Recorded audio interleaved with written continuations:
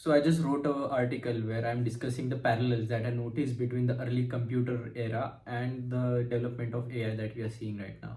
So I will be looking at my screen a bit, but it is just to get a bit of reference and give some commentary on my own article. We are hitting an era where many of the concepts created during the computation and internet emergence era will be used for AI development. Like if you see it from one lens, you can see a lot of similarities between LLM and a software in a sense that some early applications, calculators, things like that. Okay, just bear with me, let me build up the analogy. Like back in the day, someone created a software, it also had value generative tendencies. Like okay, someone made a word processor, and what's happening with it? It is some code which is given some input and it is generating output for you to see visually, or maybe it is creating a file that you can save. And what do we have now? With AI, we have a model, we are giving it some input and it is generating some output for us. So the thing that is parallel in both of them is the tendency of value generation from inputs.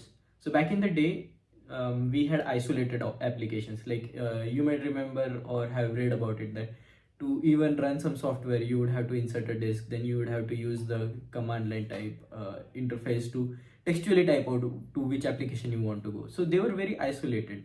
Okay, then we understood that by using operating systems, we can connect different value generators inside our computer to each other. Okay, I have isolated application A, I have isolated application B. Maybe I can use something to connect them or make the connection more convenient for me.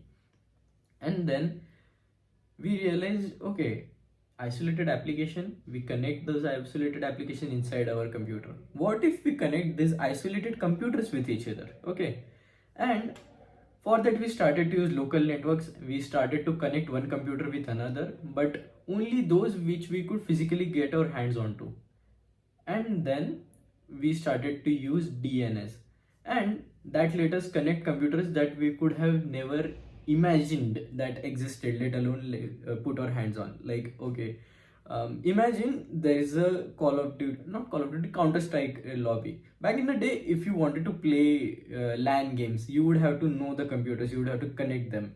How would you play with some guy who is like 500 kilometers away from your server? You just couldn't. But with internet, you could just connect with that guy over distance. The distance didn't matter. You didn't even know what his computer looked like, what its port is, what its network is. But still, it all works out, right? So I think same thing will happen with AI. Okay, I have LLM1, LLM2, LLM3. I use all of them. Some LLM for image generation, some for text generation, and some for coding or whatever. And I think these are very isolated. Soon we will see something that will be akin to what emerged at operating system during the early computer days. And then something like DNS. I think a lot of things are waiting to be explored and implemented from early internet days to AI. Essentially the replay of internet's architectural evolution, and this time in the substrate of intelligence rather than of computation. Of course, the software era flourished because the output that these things created were deterministic, and we could like reverse engineer to get the same output. But LLMs are probabilistic in nature. They can create different outputs for same input.